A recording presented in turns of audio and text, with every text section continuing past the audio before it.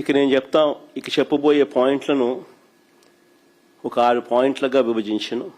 ఎవరికైనా కూడా 6 పాయింట్లు చూస్తే ప్రతి పాయింట్లోనూ స్కామ్ ఎలా జరిగింది, ఏ స్థాయిలో జరిగింది అన్నది కూడా అందరికీ కూడా అర్థమయ్యే విధంగా చెప్పబోతా ఉన్నా.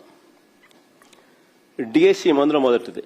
డిఎస్సి మాత్రమే కాదు, ఏ పరీక్ష, ఏ పేపర్ తయారీ ప్రశ్నలైనా కూడా,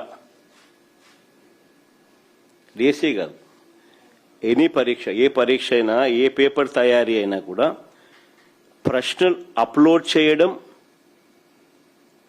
డిజిటల్ నిర్వహణ, ఇవన్నీ కూడా అత్యంత కాన్ఫిడెన్షియల్గా జరగాలి ఏ పరీక్షకైనా కూడా. కానీ ఈ ప్రభుత్వంలో ఈ రహస్య ప్రక్రియ కాస్త ఏమైంది ఒకసారి గమనించండి. డిఎస్సి క్వశ్చన్ పేపర్లను ఎస్సీఈఆర్టీ అంటే state council of educational research and training వీళ్ళు తయారు చేస్తారు క్వశ్చన్ పేపర్ను. పరీక్ష నిర్వహణ బాధ్యతలు డిఎస్సి కన్వీనర్ చూస్తారు. మామూలుగా 2 డిపార్ట్మెంట్స్, ఒకటి ప్రిపరేషను, ఒకటి నిర్వహణ. కానీ చంద్రబాబు గారి ప్రభుత్వంలో డిఎస్సి కన్వీనర్ను పక్కన పెట్టి క్వశ్చన్ పేపర్ తయారీ ప్లస్ పరీక్షల నిర్వహణ, ఈ 2 బాధ్యతలను కూడా ఒకరికే, ఎస్సీఈఆర్టీ డైరెక్టర్కి అప్పగించారు. ఇది మొట్టమొదట బీజం పడింది. ఇక్కడ నుంచి స్కీమ్ అనేది స్కామ్గా ఎలా మారింది అనేది ఇక్కడ నుంచి స్టార్ట్ పోతా ఉంది.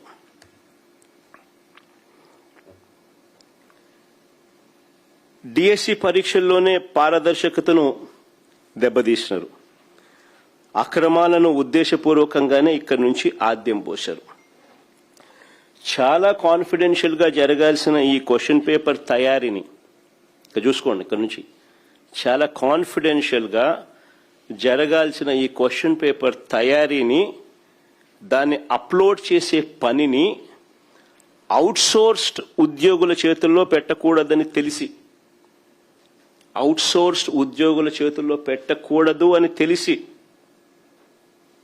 తెలిసి అవసరమైతే నేరం ఈజీగా వారిపై వేయొచ్చు అనే దుర్బుద్ధితో కూడా అనుకోవచ్చు.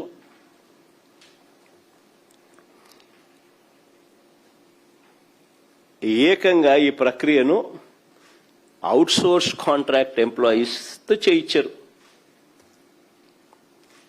ఆశ్చర్యం ఏమిటో తెలుసా? కృష్ణా జిల్లాలో ఇందులో పనిచేసే అవుట్సోర్స్డ్ ఉద్యోగి కృష్ణా జిల్లా సోషల్ స్టడీస్లో ఫస్ట్ ర్యాంక్. కృష్ణా జిల్లాలో సోషల్ స్టడీస్లో ఫస్ట్ ర్యాంక్. అంతటితో ఆగిపోలా. టీజీటీ అంటే ట్రైన్డ్ గ్రాడ్యుయేట్ టీచర్ తెలుగు పరీక్షలో జోన్ 2లో 6వ ర్యాంక్ సాధించినాడు. చూడు ఫస్ట్ ర్యాంక్ ఎంత బాగుందో. Naveen Purama, father's name Radhakrishna, first rank.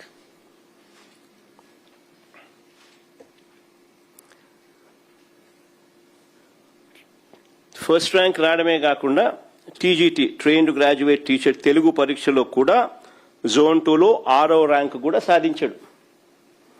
ఒకే వ్యక్తి పరీక్ష నిర్వహణ వ్యవస్థలో ఉండడం,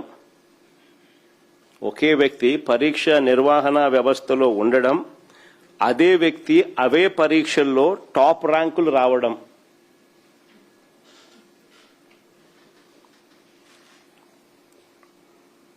నిజంగా ఇది అతిపెద్ద స్కామ్కు సాక్ష్యం కాదా అని అడుగుతా ఉన్నా.